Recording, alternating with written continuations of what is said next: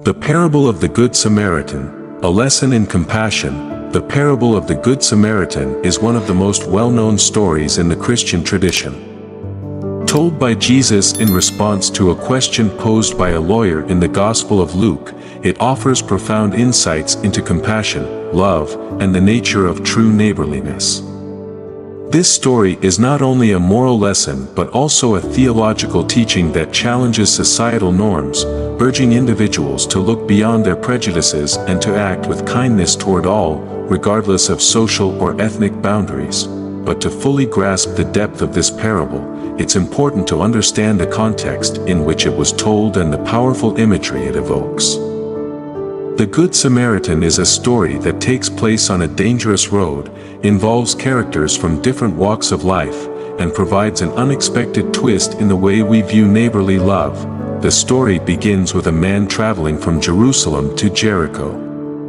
The route between these two cities was notorious for being dangerous. The road, about 17 miles long, was situated in a desolate and rugged terrain, where travelers were vulnerable to robbers. The physical landscape of this journey, rocky, steep hills, and winding paths, sets the stage for the narrative and becomes a metaphor for the unpredictable nature of life itself. Jerusalem, the city of religious significance, and Jericho, known as a bustling city with a less-than-pious reputation, are symbolic of the tension between sacred and secular, religious and non-religious life. The journey from one to the other represents a passage from spiritual heights to the challenges of earthly existence. The man's unfortunate encounter with robbers, who attack him, beat him, and leave him half dead, serves as a stark reminder of the dangers that lurk along life's journey and the need for compassion in such moments of crisis. As the injured man lies on the side of the road, helpless and in pain, two people pass by. The first is a priest, a religious leader responsible for overseeing worship and spiritual duties at the temple in Jerusalem. The second is a Levite, another member of the religious class, also responsible for temple duties but of a lower status than the priest. Both men, despite their religious duties, choose to ignore the wounded man. The behavior of these two figures is significant for several reasons. First, their actions expose a profound failure in the religious system of the time. Both the priest and the Levite are supposed to be the epitome of moral and ethical conduct, and yet, they choose to walk by without offering any help.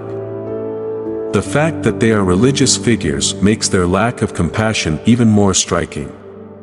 Jesus uses these two characters to critique a system that often prioritizes ritual over real human suffering. This moment in the parable challenges the listener to reflect on the nature of religious duty.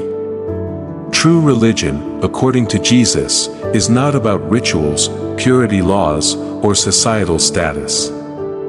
It is about showing mercy and kindness to those in need, regardless of their background or status. The priest and Levite represent a hollow form of religion, one that focuses more on appearances and self-preservation than on the deep, compassionate love that God requires. Then, Jesus introduces an unexpected character into the story, a Samaritan. In the cultural context of the time, Jews and Samaritans were bitter enemies. The Samaritans were descendants of Israelites who had intermarried with other peoples, and as a result, they were considered impure by Jews. They worshipped in a different place, followed a different set of traditions, and were viewed with disdain by the Jews. For Jesus' audience, the idea of a Samaritan acting as the compassionate hero would have been jarring. The Samaritan, who would have been seen as an outsider, is the one who stops to help the injured man. His actions are extraordinary in their compassion. He bandages the man's wounds, places him on his donkey, takes him to an inn, and pays for his care. The Samaritan not only shows immediate compassion but also ensures the man's ongoing care, making a financial commitment to ensure his well-being. In telling this part of the story, Jesus flips societal expectations on their head. The Samaritan is the one who demonstrates true neighborly love, while the priest and Levite, who would have been expected to do so, fail in their duty. The Samaritan represents the kind of love that transcends cultural, ethnic, and religious boundaries, a love that is unreserved and willing to take action in the face of another person's suffering. The Samaritan's compassion is not only remarkable because of his actions but also because of the way it challenges the listener to think about what it means to love one's neighbor. The question the lawyer asks Jesus, "Who is my neighbor?" is central to the story. Jesus does not give a simple answer by identifying the specific people who can be considered neighbors. Instead, he tells a story that asks the listener to rethink the very definition of neighborliness. The Samaritan's actions show that a neighbor is anyone in need, regardless of their background or social status. The parable teaches that compassion should not be limited by ethnic, religious, or cultural lines.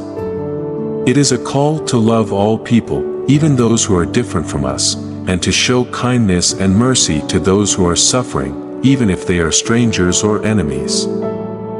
This message is revolutionary.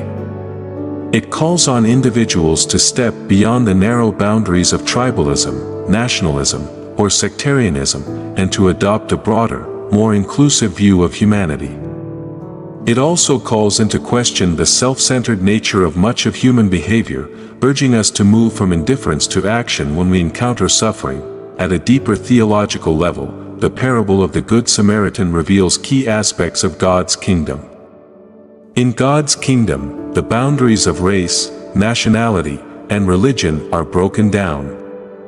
The Samaritan represents the kind of love that God has for all people, regardless of their differences. God's love is inclusive, sacrificial, and unconditional. The actions of the Samaritan also point to the way God acts in the world. Just as the Samaritan heals the wounded man, God seeks to heal the brokenness of the world through acts of mercy, kindness, and grace. The Samaritan's willingness to go out of his way, to pay the price for the man's healing, mirrors the sacrifice that God made for humanity through Jesus Christ. In this sense, the parable becomes not just a lesson in human kindness but also a reflection of divine compassion. Jesus is not only teaching us to love our neighbors, he is showing us the love that God has for each of us, a love that is willing to go to great lengths to restore, heal, and save. The parable of the Good Samaritan has profound implications for how we live today. It calls us to be people of compassion, who act when we see others in need. In our world, there are countless people who are suffering, physically, emotionally, or spiritually. The challenge for us is to become like the Samaritan, to move beyond the barriers that divide us, and to offer help and care to those who are hurting. In a world that often prioritizes self-interest, this parable invites us to live with selflessness. It challenges us to ask, when I see someone in need, do I walk by, or do I stop and help? It is a call to action, to actively seek opportunities to show kindness and mercy in our daily lives. Moreover, the parable reminds us that love is not just a feeling or a thought, it is an action. True love requires us to step out of our comfort zones and make sacrifices for others. Like the Samaritan, we are called to go the extra mile, even if it costs us time, energy, or money. The parable of the Good Samaritan is a timeless story that teaches us essential lessons about compassion, love, and the nature of true neighborliness. It challenges us to break down the barriers that separate us from others, to love without prejudice, and to act with mercy and kindness, just as the Samaritan did. It reminds us that true religion is not about rituals or appearances but about living out God's love in practical, tangible ways. As we reflect on this parable, we are called to examine our own lives. Are we willing to be like the Samaritan, to show compassion to those who are different from us, or are we more like the priest and Levite, passing by in indifference? The choice is ours. But if we are to follow Jesus, we must be people who love our neighbors, no matter who they are, and who are always ready to show mercy to those in need.